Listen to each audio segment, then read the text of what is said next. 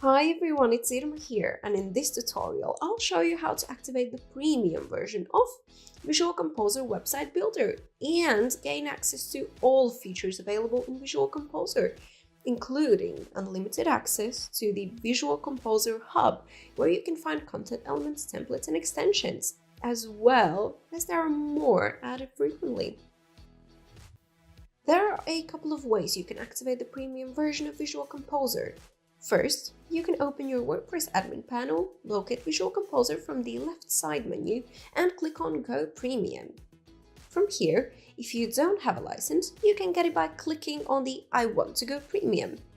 If you have a premium license already, you have to select a category and log into your Visual Composer account.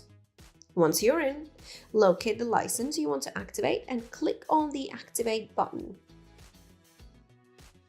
And now you can access every single feature of Visual Composer. If by any chance you want to upgrade from the free version, it's possible to activate the premium version just how I showed you before, and you can also do it straight from the editor. I'm going to demonstrate that, so let's open a page and go to the hub. Here you see a big Go Premium button, and once you click on it, the process is exactly the same.